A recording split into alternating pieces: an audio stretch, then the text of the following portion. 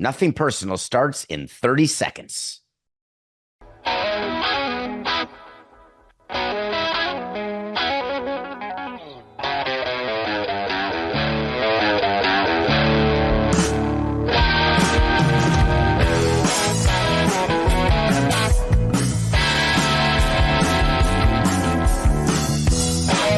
It's just business.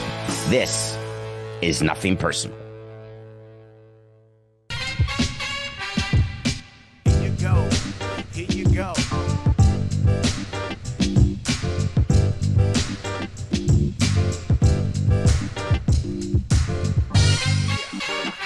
Yeah. 30. That's the Nothing Personal word of the day. That's the Nothing Personal number of the day. It is July 31st, the final day of July 2024. We are bringing you live episode number 1100 of Nothing Personal. 30 happens to correspond to the number of trades yesterday. In what was a whirlwind day, I was racking my brains. Yesterday was one of the crazy days, trying to keep on top of everything, keep track, get ready for today's show, all the different shows that we did yesterday. I was trying to think of how did we get information prior to social media? And I was going back to when I was running the team, and I remembered that we found out about trades because there would be a deadline show on ESPN, let's say, and there'd be a tracker, and we'd have to get updates from there. But you're supposed to get notified of trades through a system within Major League Baseball. It's a computer system where transactions are entered by Major League Baseball Commissioner's office, because anytime you take someone off your roster, you have your 40-man roster basically that you have access to. And when you want to make a change, you call it into Major League Baseball, and then they input the change, and a player disappears off your 40-man roster and then appears on another team's 40-man roster. And that is what a trade is. And so you call them into baseball, but then you have to wait to see all of the computer rosters get updated. Now, of course, it's just a race to Twitter. So I don't know about you all, but I spent the day, and I know Coca did too, just refreshing my For You tab of X.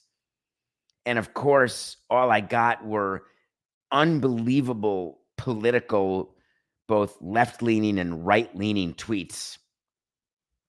You'd think that Twitter would have no idea that I was interested in the deadline.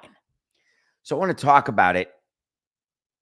Myriad things have come to my mind. We've made it into a 50-minute show. So we're just going to start with this group. You're in the wrong place. Turn it off like a light switch. It's an old little Mormon trick if you think I'm going to give you winners and losers. Not happening. You've heard me say it. I'll say it again. I'm going to scream it from the top of the mountain. Don't tell me the Marlins are winners or the Marlins are losers. We're going to talk about them. You can't tell. It's too early. MLB, though, has to be thrilled.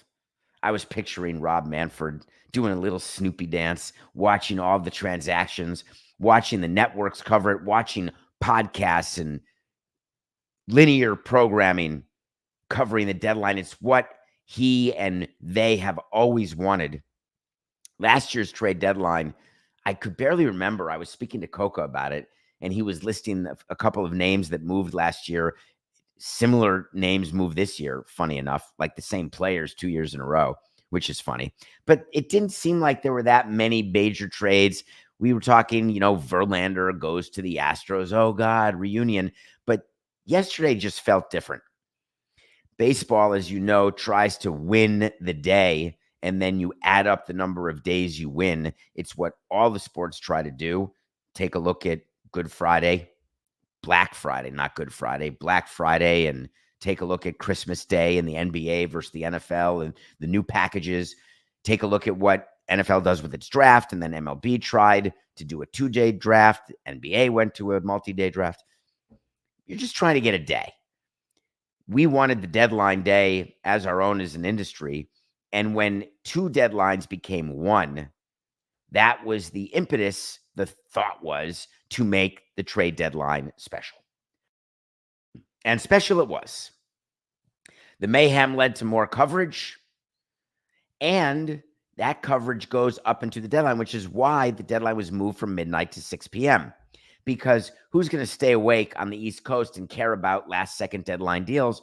And often there can be last-second deadline deals that are meaningful, important players changing hands. And guess what? Jack Flaherty was moved at about 5:59:30. Remember I told you that you have the commissioner's office on the phone, making sure you get your last-minute deals in if you make them? The Dodgers got Flaherty from Detroit, the biggest name starting pitcher to go. He is a pitcher who, he goes 5 to 6 innings each start. His strikeout rate certainly has increased from last year. He had a bad year last year. Remember how dominant he was for the Cardinals for a period of time. The problem with Jack Flaherty is he's not the ace that the Dodgers need. He is a better than average depth rotation piece. But frankly, that's what he is, a depth rotation piece. The Dodgers obviously needed starting pitching. There were two teams. Generally, everybody says we need starting pitching. Everybody says we need bullpen pitching. Many, many teams picked up bullpen arms yesterday. But two teams that I think that I could argue pretty persuasively needed starting pitching the most are the Yankees and the Dodgers. The Yankees did not come up with a starter. They ended up getting Jazz, and they got some bullpen pieces, including Al Leiter's nephew. And the Dodgers needed starting because they have no starting pitching other than Tyler Glasnow. So Flaherty goes to the Dodgers, and I'm ready to evaluate that move and try to temper expectations when Ken Rosenthal comes up with a piece that is quite a piece that the Yankees had a deal to get Flaherty. They got to the medical, and then the Yankees rejected the Tigers deal because they basically failed Flaherty's medical. So here's how this works. You have an agreement. It is pretty much a form agreement. It's an LOA where you have two teams, and we would always do it, dear blank, and then fill in the name of the team we're trading with. This letter will serve to confirm that we will blank, assign blank to blank, and it's like Mad Libs. And then you have a place where you sign it, but the end of the LOA is always the same. This agreement will be effective as of the moment it is signed, but the actual execution of the trade is pending ownership approval and pending exchange of medicals. We would call it medical approval. Medical approval comes after you sign the letter agreement. Then medical approval, the system that takes place is the trainers get on the phone and literally they exchange medical, meaning, hey, tell me about your guy. Well, my guy was in the training room 3 days ago. My guy was in the training room a week ago. Here's the log right here. We did a quick MRI on him 7 days ago. Here's a copy of that. He's on Tylenol because he's got a UTI, and on and on and on. All right, what about your guy? And go through the list. Do we need the doctors to talk? The trainers will say, well, I'm going to want my doctor to take a look at that X-ray or that MRI, but the doctors don't normally take a look at what medicine they're on. The trainer will just call his own team doctor and say, hey, we're trading for a guy. Doctors are on call, pun intended, the day of the deadline. Hey, he's on Celebrex. All right, no problem. So this goes on, goes back. Remember, my issue with the Padres in 2016 is they lied to us, and the trainers gave us the wrong set of medicals. They kept two sets. Background why I can't stand the Padres or AJ Preller as much as I love Ron Fowler and Peter Seidler. Can't stand the way they operate their baseball operations. They're crooks, basically. So the Yankees get this medical information. You do the exchange. You cannot exchange medical with more than one team at a time. Not by rule. That's by choice. It is not smart for teams to do that because you don't want your player to get burned publicly. And the minute that you start exchanging medical, you got to know that it's going to go public. You have to know that other teams are going to find out. So you try to make it as private and quiet as possible. If what Rosenthal said is true, and I have no reason to believe it's not, based on my experience with the Yankees, which we'll talk about, you've got exchange of medical and an agreement to bring Flaherty to New York. They look at his chart. They hear from the trainer he's had back injections the past couple of weeks. Side note,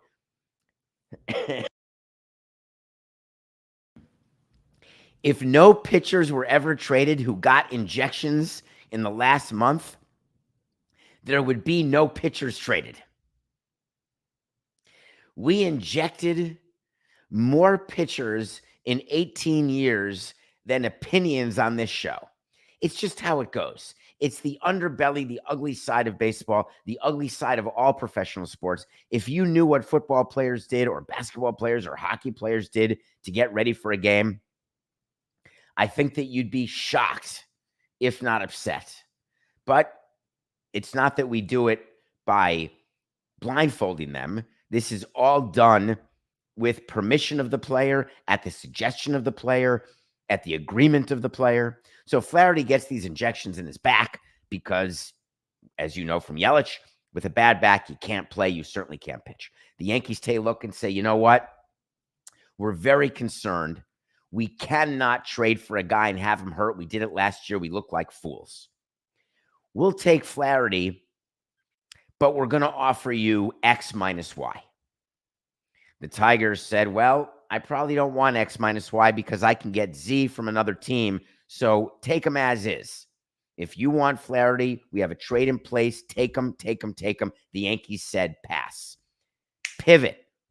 It's why you don't want to get down to 6 p.m. where you're still exchanging medical, because you need time in case a team chooses against you. You need time to pivot. Tigers pivot to Dodgers. They send the medical to the Dodgers, and the Dodgers say, hey, we'll do it. We'll take the chance. What happens if Flaherty can't pitch? Does that mean that the Yankees win? Does it mean the Dodgers lose? Under all scenarios, the Tigers win. So that happened yesterday. Very common. Not a big deal. The other big story, I think, of the deadline has to be the Marlins. Everyone's so ready to hate on the Marlins because they used to have a team president for 15 years who they perceived traded everyone away. Everybody's minor league feeder, major league feeder, minor league team. Come on. Take a look at what the Marlins did. I want to read you an explanation of what the Marlins did yesterday when they had 6 trades. They traded Trevor Rogers, Tanner Scott, De La Cruz, Bell, Chagua, and that's on top of having traded Chisholm, Puck, Arias. They traded Brazoban, Honig. Holy cow, they traded everybody. What are they doing? These guys were in line to win 100 games, and their owner just gave up. They had a murderer's row lineup, the 27 Yankees, and they broke it up. That pitching staff was leading the league in ERA, and they broke it up. How dare they? But we got an explanation. Peter Bendix, who was hired to bring Tampa to Miami, that was the sole reason he was hired. After a busy trade deadline with many tough decisions, he wrote to his 4 season ticket holders, we're excited about the layers of talent joining our organization. Our goal is to be a consistently competitive team. With the talented and promising players we've acquired, we're confident that we're moving in the right direction and building a deeper and stronger organization. We thank our fans for their continued support and share their goal of being a contending team that they can be proud of. Love, Dave Dombrowski. It says love, David Samson. Oh, no, I got the wrong document up here. Love, Derek Jeter. No, that's old too. Oh, there's an X through that one. Love, Peter Bendix. I think that's what they do. I think they take a letter. We'd look at previous letters. You make a few changes. You don't remember Jeter saying that after they traded Stanton, Yelich, Ozuna, Realmuto? Don't you remember he said the same thing? Hey, we want to be a contending team year in and year out, and this is the way we're going to do it, by golly. Now, don't get me wrong, not one prospect worked out, but let's not quibble. Is it possible the Marlins traded for adding 14 prospects into their system and they'll go 0 for 14? It's not impossible. There's a better chance of going 0 for 14 than there is of going 7 for 14. I don't think you should be angry with them because they have a plan. It's sort of like Hannibal, but they have a plan. One of the teams that's easy to trade with, if you can ignore the fact that they are less than honest with you, is the Padres. It's always fun when GMs get together and they start gossiping about other GMs. And AJ Preller is just known in the league, hey, he's like Ghostbusters. If you need someone, just call. If you want to make a trade, just call. He will take your guy. He will overpay, whether it's free agents or in trades. He will give you back prospects that will make your owners so happy because the media will say, look, you got the number 2, 3, 5, and 18 prospect for a bullpen arm. Basically, the Padres traded 4 guys to get Tanner Scott yesterday. Tanner Scott is likely the best lefty reliever on the market yesterday, the closer for the Marlins. He may actually go into close right now for the Padres, but I don't think they should do that with him. Some of his underlying numbers are mediocre. Some of it could be attributed to some luck that he's had. Is it possible that Tanner Scott will be this year's Fernando Rodney, who was traded from the Padres to the Marlins, all-star? I'm actually looking, Coca, right now. I have a poster of Rodney and Jose Fernandez and AJ Ramos and Giancarlo Stanton and Marcell Ozuna. We had 5 people at the All-Star game in 2016. Yeah, did not quite work out in almost any way. But it's a good memory of what we had going into San Diego. That's where the All-Star game was in 16, and how things can change so much in the second part of the season. I understand why the Padres do what they do because they have no championships and they want one desperately.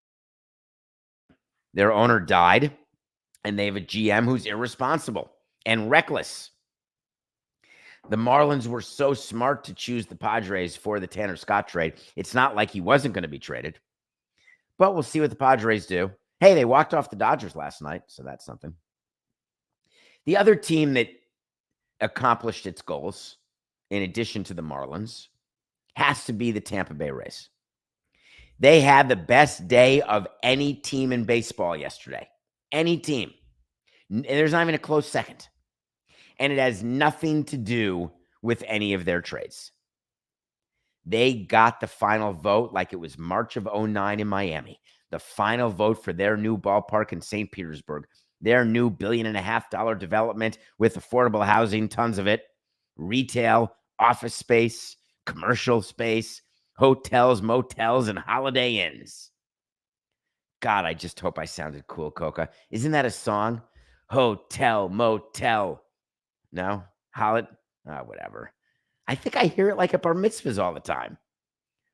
The Tampa Bay Rays got their stadium vote yesterday. What great irony.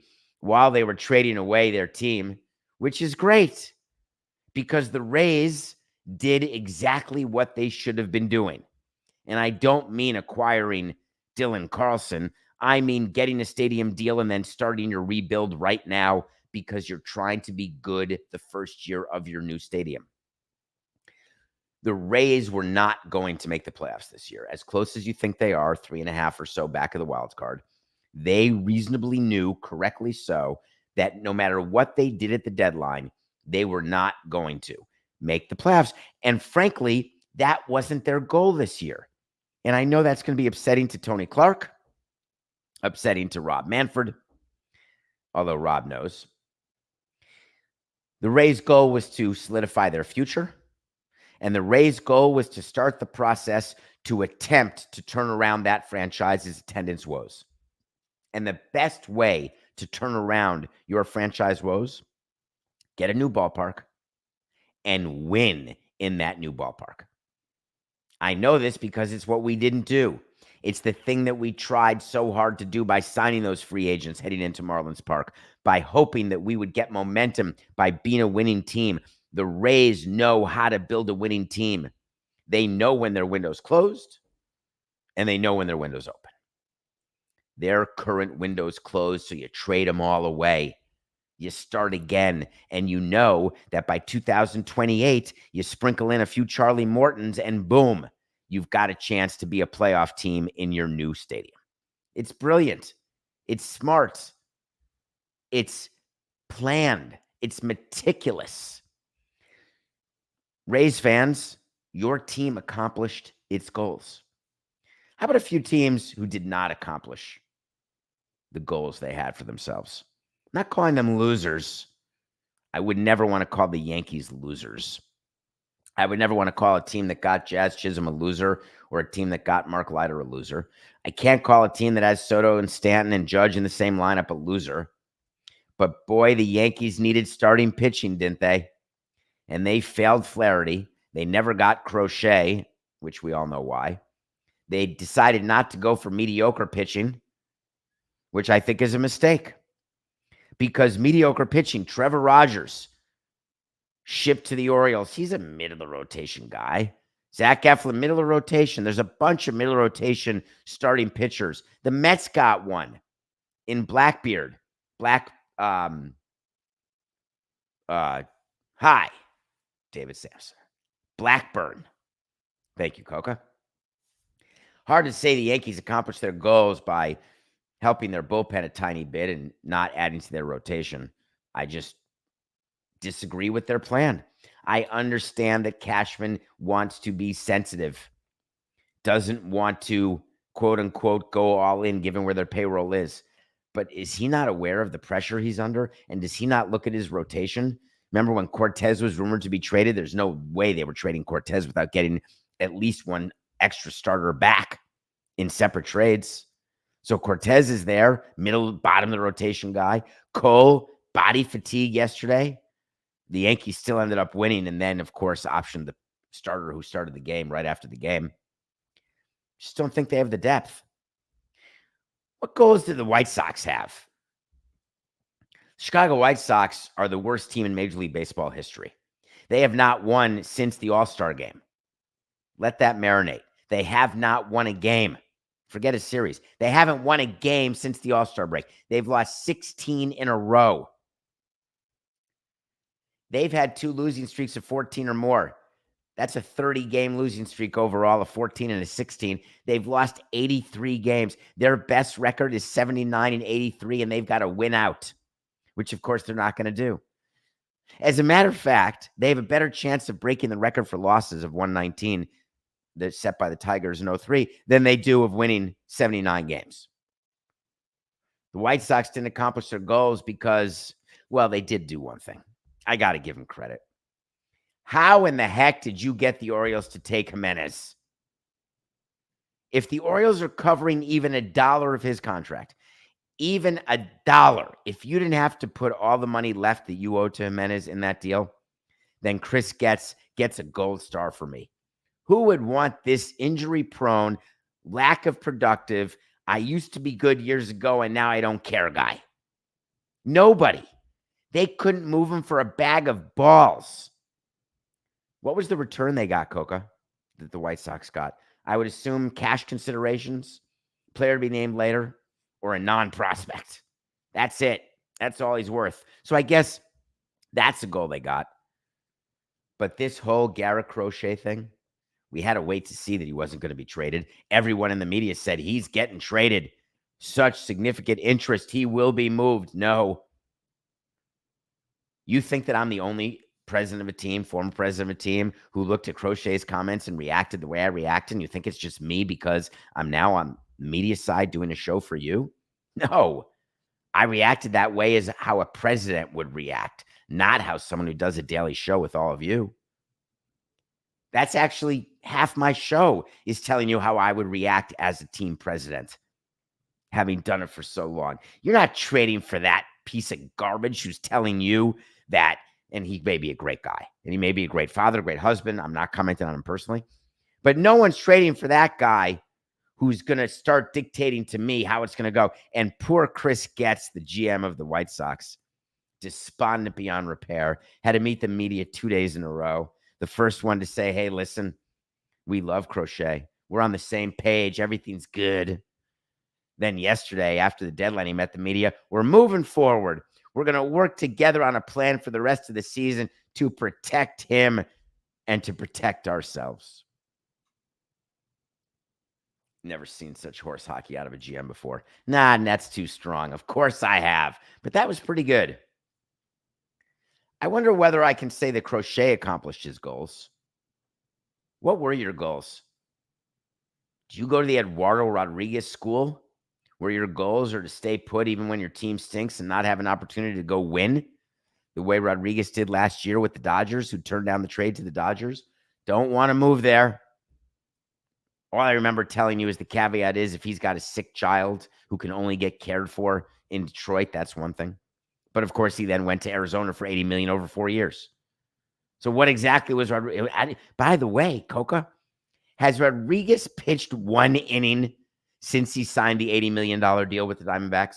Can you check that for me while we're doing the show live? I'm going to assume that he hasn't pitched an inning for the Diamondbacks. And if so, I just missed it. So Crochet's goals, I guess, if his goals were to not go to a contender, his goals were to stay on a 100-loss team in the lovely south side of Chicago that's going to be redone for a couple $2 billion. Maybe you should be on my accomplished goals list. How about the San Francisco Giants? What do you got, Coca? Has he pitched? He's been on the injured list since the start of the season due to a strained left lat muscle. He suffered the injury late in spring training. He re-injured himself trying to come back too soon, and that setback has turned into an entire season absence. Oh, God, the Diamondbacks. Side note, we weren't supposed to cover this, but can we talk about Ken Kendrick, the Diamondbacks, for a second? They are the reigning National League champions. What are the two contracts you associate with the Diamondbacks the most, if you are into this sort of stuff? Number one, Madison Bumgarner. Number two, Eduardo Rodriguez. Remember what they got out of Bumgarner after they signed him to that crazy deal when he was already washed up? Though he obviously what he did with the Giants in the 2010s, incredible. Remember? I'm pretty sure he did nothing with them. So let's talk about the Giants. Oh, the Diamondbacks signed Jordan Montgomery also. How's that going for them? I can't believe the Diamondbacks are still in the race. Montgomery, the best thing he's done this year is fire Boris. I think you ought to be sending Boris a Christmas bouquet of candy, getting him $1. He hasn't even been worth that. I can't say the Giants accomplished their goals. They didn't get under the luxury tax threshold. They did trade Alex Cobb, but not Blake Snell. Why did they trade Blake Snell? He of the 15 strikeouts over 6 innings. He of the, I finally got my act together because I needed a spring training. He of the, I'm owed $31 million next year on a player option, but I can be a free agent again. And my main man, Boris, promised me that this time I'll get the 5 years, $180 million. You want to know why Blake Snell wasn't traded? Because no team wants to rent Blake Snell and give the return to the Giants that they wanted, because the Giants were trading him as though he were a controllable piece. Blake Snell is not a controllable piece. When you've got a player option coming up, we in the front office do not look at that as controllable. It's the worst type of lack of control, because if he stinks or is hurt, he exercises the option and you're screwed. If he's great and outperforming, he exercises the right to opt out. Basically, player options are lose-lose for the team.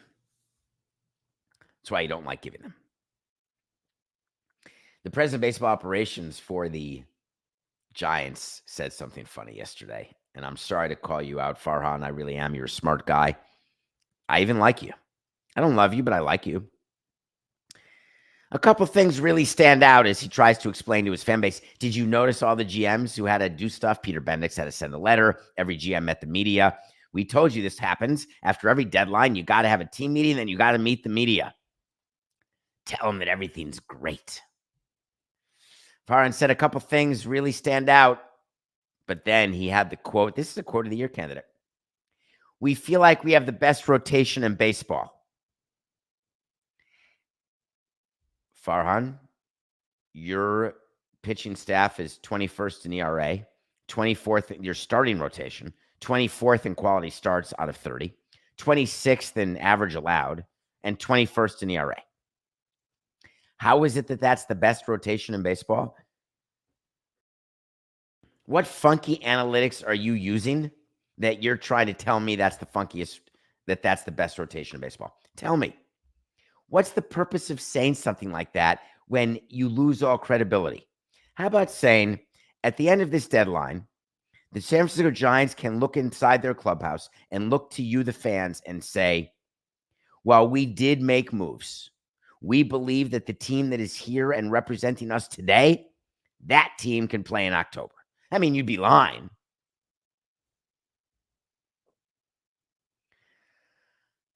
Wait to see when we tell you something's going to happen.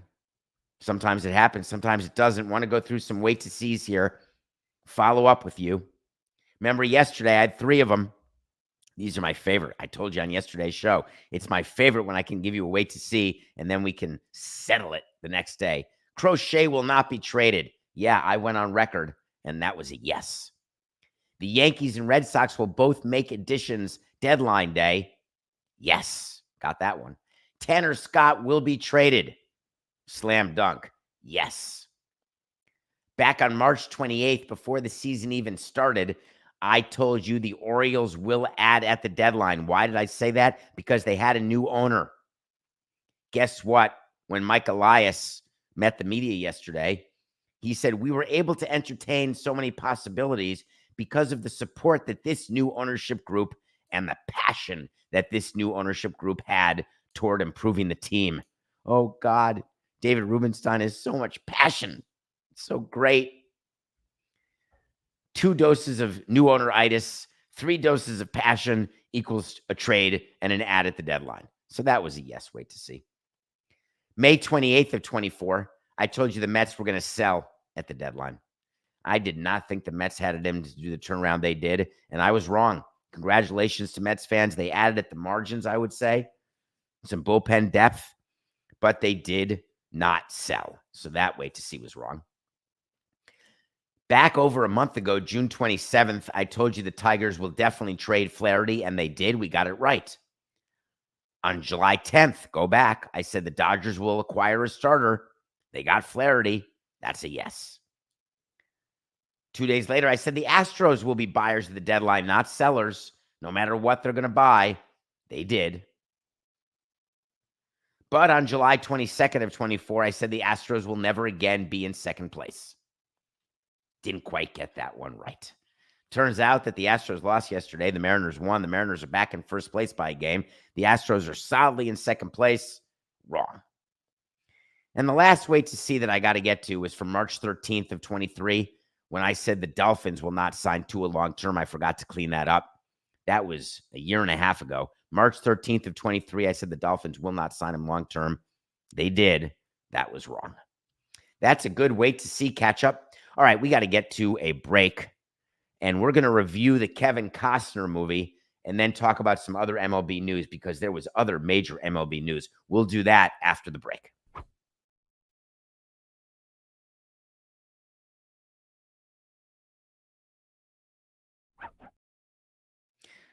Welcome back to Nothing Personal. It's David Samson coming at you live. We are on YouTube, Nothing Personal with David Samson. Hit subscribe. Tell your friends about us if you're listening. And if you're watching on the DraftKings Network, thank you. Then it's really 10:34 a.m. right now. Well, I did it 2 days ago. I think it was 2 days ago. I want to support Kevin Costner. I'm sorry. I want to give him $19.99 of my money.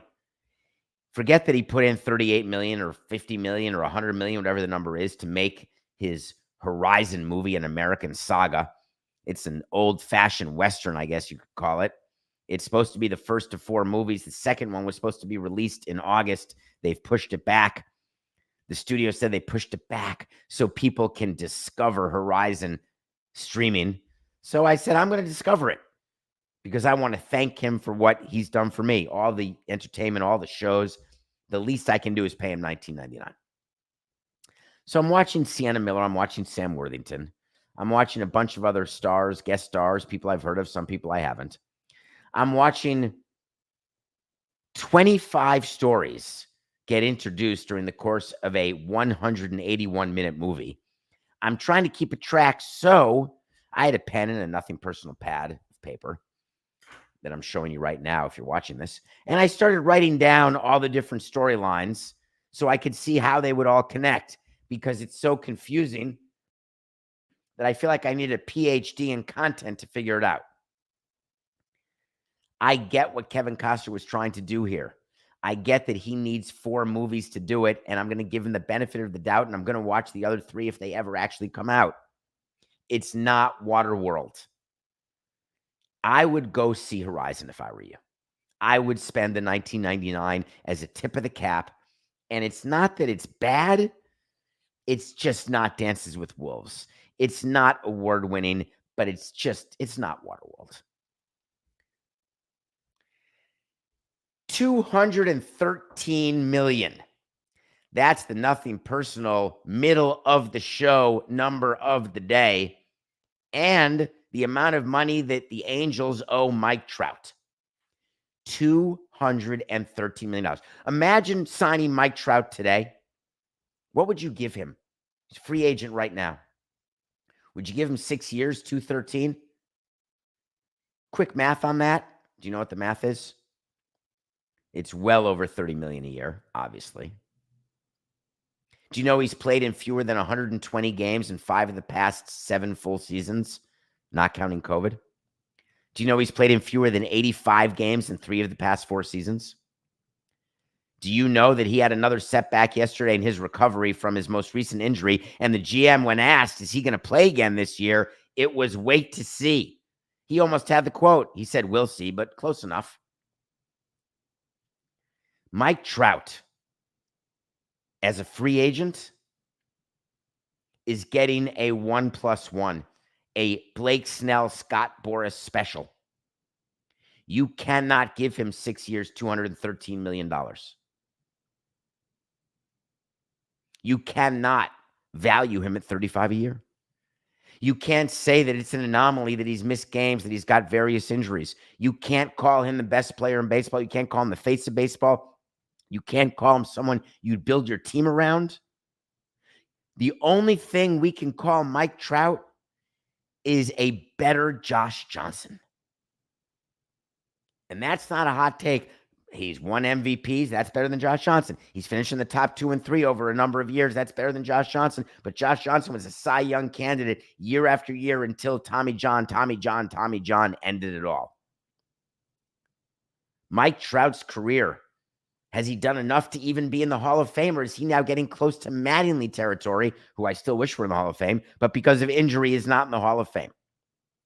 I'm going to say Mike Trout is still a Hall of Famer, but my, oh my, Mike Trout has lost his standing in our game because production is good, health is better. The Baltimore Orioles are doing something today that is worth mentioning, in addition to the trades they made, and I think the Orioles did have a good deadline.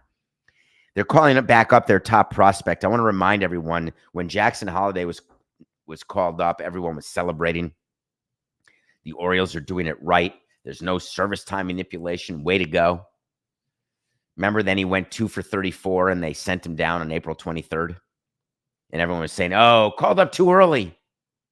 Can't make it. The luster is off him as a prospect. Maybe they'll trade him at the deadline. There was so much poppycock going on around Jackson Holliday. So the Orioles decided to do a little right to everyone who was criticizing them, and they're calling him back up. They're going to let him play again. They've successfully made it so his ST has been M'd. But when you've got a top prospect and you call him up and he does not work and you've got to send him back down, you are in Kenny Loggins territory. The reason why you're in the danger zone is the majority of prospects who you do that to, it ends up ruining their career. And this comes from a person who ruined plenty of prospects' careers by calling them up too early, and they couldn't recover from their lack of performance because they had never seen failure before. The reason why I think Jackson Holliday is going to be just fine is because of his name. You call it Nepo. You can call it that all you want. I call it seasoning. I'm going to call it experience. If there's one guy you want to bet on to not be impacted by his 2 for 34, I'm going to say it's Jackson Holliday.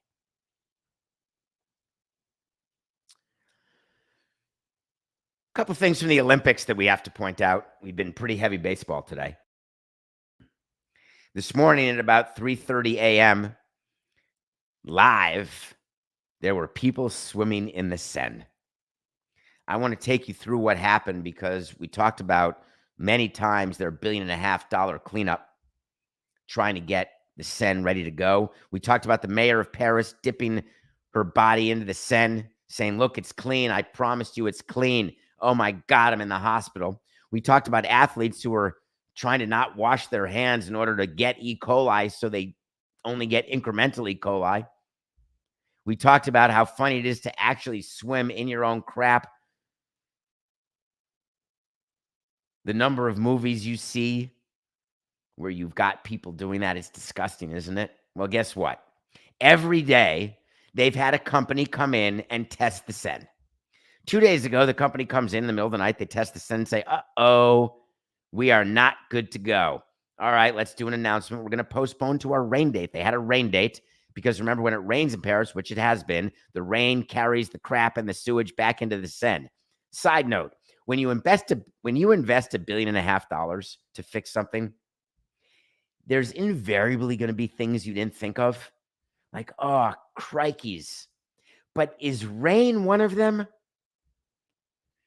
Don't you think you need to plan when you're fixing up the Seine that you don't fix it up in a way that a rainstorm takes away all the improvements you've made? I'm just throwing it out there. Isn't that one of those things? Hey, you know what? We're not going to plan for a hurricane or a tornado. If it happens, it happens. But they put like a thunderstorm in that category. So the people come and measure it, say, no, not today. We'll come back tomorrow. Well, no problem. We've got a rain date of Friday or Thursday or Wednesday, whatever day today is. So in come the people to measure last night, and miracle of miracles. It's like God descended from his perch high above because he so badly wanted to reward the French and thank them for cleaning up the Seine that God came down and the measurement said, we are just under the limit. Swim, everybody. Of course, triathletes are badass people. They're like, great, we'll swim. We're doing this. We've trained. We're doing it. Now, you may be calling me cynical. You may be. That all of a sudden there was a reading that it was good to go just in time. Yeah. What a coincidence. I also enjoyed watching the USA gymnastics team win the gold medal. That's pretty cool. Do you know that Simone Biles, in front of her husband, is now the most decorated U.S. gymnast of all time? She has 5 golds, a silver, and 2 bronze. Do you know that if she lived in Kazakhstan, she'd basically have a compound? She'd have a 19-bedroom house. I'm going to get into all that another day. Too much to talk about. But when you win medals for certain countries, sometimes you get paid a lot of money. Sometimes you get paid no money. Sometimes you get things given to you. Spoiler alert, in Kazakhstan, they give you apartments. If you win a gold, you get a 3-bedroom apartment, a silver, a 2-bedroom apartment, and a bronze. Sorry, Greg Cody, it's a 1-bedroom apartment. If you don't medal at all, you get a studio. No, I'm just kidding. You don't get anything. So that was cool watching the women win gold. Did you see the last play of the rugby match? Go search that on the Google. U.S. women were going for a medal. Again, a bronze medal is a medal. It is cool as hell to be on the podium of the Olympics. It is a dream come true for all of these athletes to win a medal. Any medal. Gold is great. Silver, splendid. Bronze, beautiful. The end of the U.S. women's rugby team game against Australia, it ended in cheers and tears. It was like the equivalent, I guess, Coco, would be an NFL game ending on a walk-off 100-yard kickoff return in overtime. I mean, that'd be amazing. Doesn't happen all that often. Well, that's what the USA did to Australia in rugby. It's their first medal ever. And the U.S. men have never won a medal. As a matter of fact, they were such underdogs to Australia that I think Australia just assumed that nothing good was going to happen, that they were going to win no matter what. And so the end of the scrum, all of a sudden the ball comes out of the scrum. Can't figure out how that happens when the ball's down, when the ball's not down. The woman comes out, the USA Olympian, and starts peeling. I'm talking a faster 40-yard than Rich Eisen. I'm talking hugely fast. And then she scores. I thought that was cool. Very, very cool. Nothing personal pick of the day. It was Corbin Day yesterday. Do you know that the Nationals lost 17-0 to the Diamondbacks? Do you know that Corbin gave up double-digit runs in 3 innings? Do you know that we're 10-4 with our Corbin picks? Do you know that we're now 99-106 for the season? And I have a way to see that we're going to get back to 500. We're going to get there. It's only August. August, September, October, November, December. I have 5 months to play 7 over 500. POC, baby. So we won that pick of the day. Let's talk about a couple picks. We got 2 for you. I'm getting greedy because I got to get to 100 wins. I'm tired of only having below 100. 2 picks for you. Let's talk about baseball for a second. We got the Mariners and the Red Sox playing. 2 days ago, I love baseball. I think the Mariners lost 69-0. And then last night, the Mariners, I think, won 69-0. Turnaround is fair play. A win is a win. A loss is a loss. I never much cared if I lost 14-0 or 1-0. Just a loss. I didn't care. I didn't like blowing saves, but it hurts. But blowing a save versus having your starter give it up in the first inning, it's just bad. The Mariners, as we talked about, had a good deadline. They added bats. They got Arozarena. They got Justin Turner, who had an RBI single yesterday. They added Justin Turner as someone who is going to be positive for their clubhouse, positive for their team on the field. They've got a starting rotation that is good, a bullpen that is mediocre. They need the bullpen to get better. I understand that the Red Sox fans wish the Red Sox had done more. They were fine. Don't underestimate middle moves that you don't think are good and sexy. They can help your team tremendously. The Mariners and Red Sox are going to be fighting for a wild card spot for the rest of the go. Although the Mariners are now first place team, I still have the Astros winning the division. Kirby is only minus 120 against the Red Sox. If you haven't watched Kirby pitch, watch him. We're taking Kirby. At 3 o'clock today, are you going to be watching Team USA and Steve Kerr, Eric Spoelstra, and Ty Lue take their band of incredible players against South Sudan? If you don't know the South Sudan story, the youngest country in the Olympics, Luol Deng, the former NBA player who's been subsidizing and basically built a basketball team from scratch. That same team that only lost to the USA by 1 point in a prelim game. For you to think that the USA is going to have trouble with South Sudan today is you thinking that NFL preseason is in any way correlated to the regular season, or that spring training somehow says that you're going to have a good year or a bad year. It's absolutely irrelevant. What I'm looking forward to the most with the Team USA game today is Jason Tatum's going to play because Kerr doesn't want to be an idiot twice in a row. But he also told you he can only play 10 guys in 40 minutes, math of which I don't understand. Says here in my head that Team USA is going to crush South Sudan. Now, keep in mind that the USA has amazing ability to train. They have great facilities. They have great players. South Sudan does not have facilities. They don't have indoor basketball courts in their nation. They don't have basically anything. They did training camp like in Rwanda. They just don't have the ability to do anything. And it's a great story. But the USA is favored by 28 points. And we are taking Team USA over South Sudan in what will still be a fun story where I expect players on the team to want pictures with Team USA, autographs, jersey exchanges, the whole package. Does it change the fact that it could be a movie, what South Sudan has done? Boy, if movie scripts are what were in vogue, then South Sudan will beat Team USA today. but we can still write a movie where they lose by 29 and it's still known as a victory. Anyone ever seen Cool Runnings? So we are taking Team USA minus 28 over South Sudan. Well, let's all take a breath if you don't mind. We will be back tomorrow. Baseball will continue. There will be other things to discuss because in this world, it never stops. It's just business. Have a good day, everyone. This is Nothing Personal.